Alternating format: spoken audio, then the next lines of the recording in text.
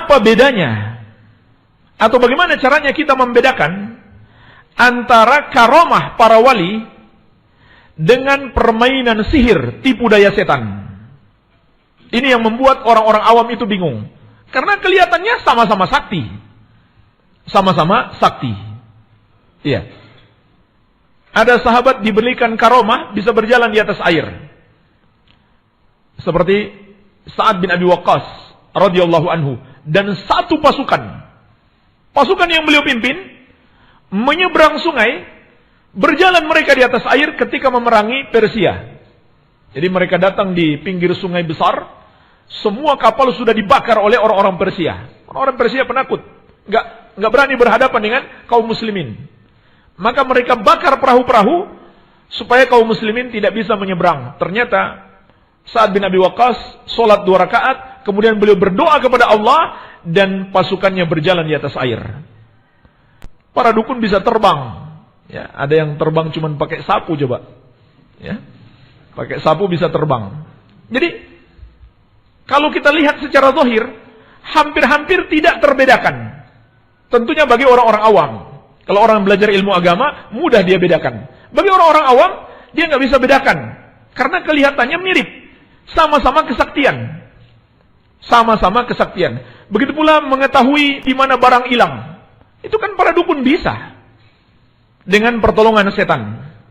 Dengan pertolongan setan. Yaitu setan cari tahu di mana barang itu disembunyikan, lalu dia kasih tahu kepada para dukun. Itu caranya. Tapi orang awam melihat, oh sama saja. Itu kesaktian. Nah, makanya jemaah sekalian, ini permasalahan penting. Bagaimana cara kita membedakan antara karomah dengan sihir permainan setan? Maka ada 8 poin. Ada 8 poin untuk membedakan. Yang pertama, karomah itu di tangan atau pada diri wali-wali Allah Azza wa Jalla.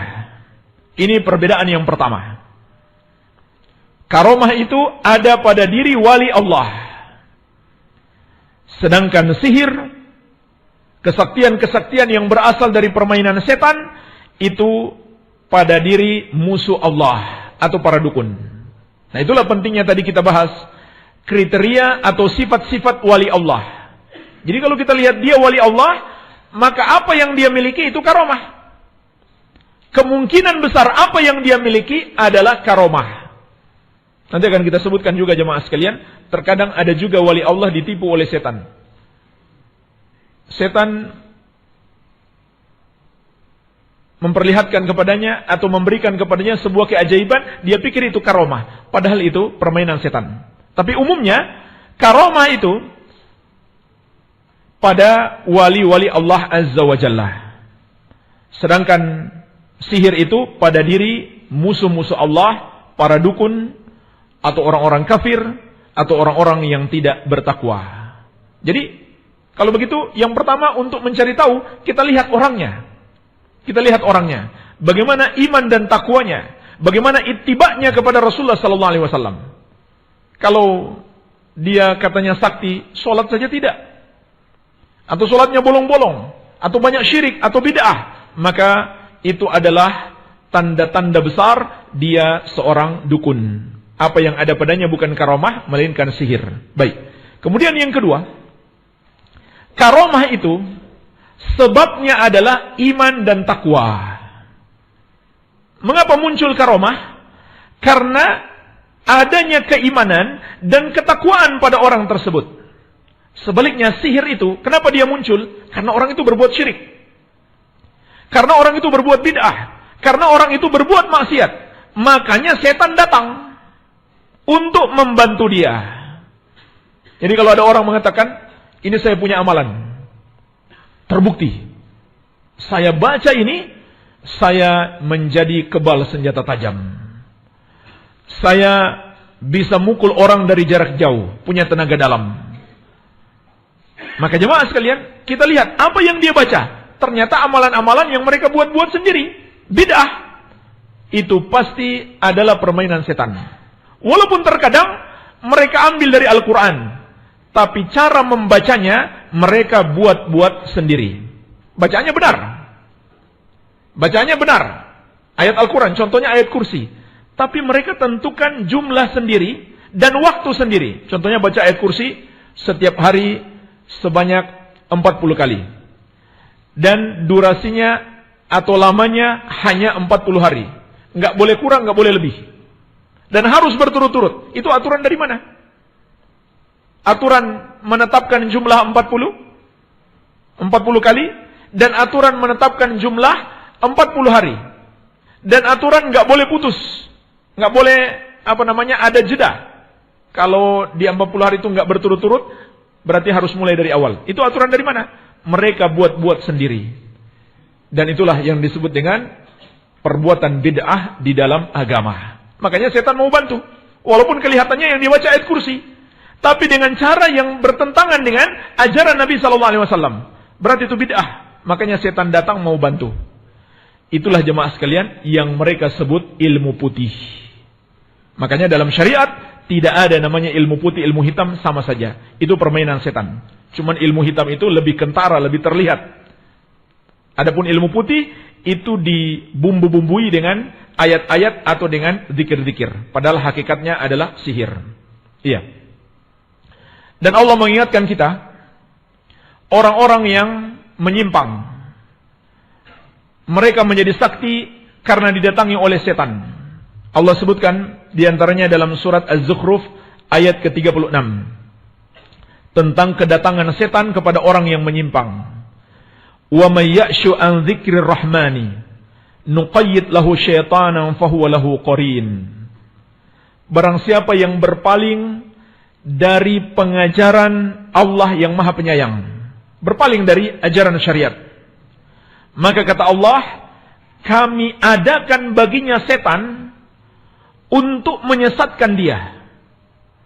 Setan itu kemudian selalu menyertainya. Jadi orang-orang yang menyimpang dari ajaran Allah, yang datang kepadanya adalah setan, kemudian membuat keajaiban-keajaiban sehingga dia menyangka itu adalah karomah. Setan hendak menipu dia. Begitu pula di surat Asy-Syu'ara ayat mulai dari ayat 221. Allah Azza wa Jalla berfirman, hal unabbi'ukum ala man tanazzalu syayatin. Maukah kalian aku kabarkan kepada siapa setan-setan itu turun? Nazzala ala kulli affakin athim. Setan-setan itu turun kepada setiap pendusta lagi banyak dosa. Jadi setan datang menolong dia karena dia suka berdusta dan banyak dosa-dosanya. Yulquna sam'a. Setan memberikan kepada mereka bisikan-bisikan. Wa aktsaruhum kadzibun, dan kebanyakan mereka adalah pendusta. Maka jemaah sekalian, ayat ini menjelaskan kepada kita, dua ayat ini menjelaskan kepada kita bahwa kesaktian-kesaktian yang muncul dari amalan-amalan syirik atau amalan-amalan bid'ah dan maksiat itu adalah sihir. Tidak mungkin itu karomah. Karomah itu muncul karena amalan-amalan keimanan dan ketakwaan yang dilakukan oleh seseorang. Baik, ini yang kedua. Yang ketiga, sihir itu didapatkan dengan usaha. Usaha untuk minta tolong kepada setan. Jadi orang itu harus berusaha dulu. Harus berusaha dulu. Apa yang dia usahakan? Perbuatan-perbuatan yang diinginkan oleh setan, yang dilakukan oleh setan, yang diperintahkan oleh setan. Makanya para dukun itu makin kafir dia, makin saktilah dia. Karena itulah yang disuruh oleh setan untuk dia lakukan. Ritual-ritual yang mereka lakukan itu disuruh dan disenangi oleh setan. Jadi dia dapatkan dengan usaha. Dengan usaha. Sedangkan karomah itu dari Allah dan bukan karena usaha orang yang diberi karomah itu. Jadi dia nggak ada campur tangan sedikit pun dalam karomah. Itu betul-betul Allah yang perjalankan pada dirinya. Jadi jangan kita beranggapan ada wali punya kemampuan. Tidak, bukan punya dia kemampuan. Kemampuan itu milik Allah. Kemampuan itu milik Allah. Allah yang perjalankan pada dirinya. Kalau dikatakan ada orang yang disebut wali dan dia punya kelebihan atau kemampuan atau kesaktian yang bisa dia usahakan, maka itu adalah tanda-tanda sihir. Baik. Kemudian yang keempat, karomah itu tidak akan datang kapan saja diinginkan oleh seorang wali atau seorang yang mengaku wali. Jadi kapan dia inginkan karomah, muncul karomah. Kapan dia inginkan karomah, muncul karomah. Kapan dia ingin memperlihatkan kesaktiannya, muncul kesaktiannya. Itu nggak mungkin karomah seperti itu. Karena karomah Allah yang perjalankan, bukan dia yang perjalankan. Kalau kapan dia inginkan datang, berarti dia yang perjalankan, bukan Allah lagi. Maka itu adalah sihir. Itu adalah sihir. Baik. Kemudian yang kelima, karomah itu tidak bisa digunakan untuk adu kesaktian. Nggak bisa. Kalau sihir bisa. Mereka saling menantang. Bahkan mereka penasaran, ingin tahu siapa yang paling sakti di muka bumi ini. Keliling dunia untuk menjajal kesaktian para pendekar. Ya, mungkin sekarang sudah nggak ada. Hanya ada di film-film. Ya. Begitu sihir. Mereka ingin saling mengadu ilmu kesaktian. Karomah nggak bisa seperti itu. Karomah bukan untuk permainan seperti itu. Tadi sudah kita sebutkan, karomah itu ada dua tujuannya. Untuk menolong, menguatkan iman, dan mendukung wali Allah itu, atau menolong agama. Bukan untuk permainan. Bukan untuk permainan. Bukan untuk pertunjukan sulap, akrobat, atraksi. Baik. Kemudian yang keenam, karomah itu tidak dipelajari. Tidak ada dalam syariat pelajaran mencari karomah. Tidak ada. Tidak ada dalilnya. Yang ada hanyalah pelajaran supaya kita bisa istiqamah. Beda dengan sihir. Sihir itu didapatkan dengan dipelajari. Allah berfirman, "Wa ma kafara Sulaiman." Nabi Sulaiman tidaklah kafir. "Walakinna syayatina kafaru yu'allimuna an-nasa sihir." Tetapi yang kafir itu adalah setan-setan yang mengajarkan sihir kepada manusia. Jadi sihir itu diajarkan dan dipelajari. Oleh karena itu, mempelajari sihir, mengajarkannya adalah kekafiran. Apalagi mempraktikannya. Semuanya adalah termasuk kekafiran. Iya. Jadi, kalau ada pondok pesantren mengajarkan ilmu karomah, maka itu bukan pondok pesantren, tetapi padepokan dukun. Padepokan dukun. Iya. Kemudian yang ketujuh, karomah itu tidak mungkin dikalahkan. Nggak mungkin dikalahkan. Dan nggak mungkin dibatalkan. Nggak mungkin. Kenapa? Itu Allah yang perjalankan. Kalau ada orang mempertontonkan ilmu kesaktian, ternyata ada yang lebih sakti daripada dia, bisa mengalahkan dia. Itu namanya sihir. Sihir itu, siap makin kuat setannya, makin banyak setannya, makin sakti. Jadi, siapa yang lebih banyak setannya, lebih kuat setannya, dia yang menang. Dan dengan membaca ayat-ayat Allah, juga kita bisa membatalkan sihir.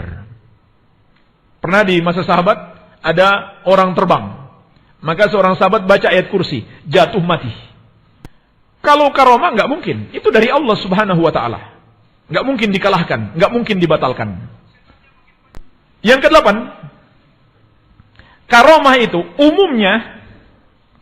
umumnya menambah ketakwaan dan sifat tawadhu. Sedangkan sihir, orangnya makin sombong. Wah, merasa hebat, merasa sakti. Itu bedanya. Umumnya begitu. Orang yang diberi karomah, dia ditolong oleh Allah sehingga dia makin bertakwa dan makin tawadhu. Makin merendah, tidak menyombongkan diri. Kalau dukun itu, makin hebat, makin sakti, makin sombong. Inilah jemaah sekalian, 8 untuk membedakan sihir dengan karomah. Baik.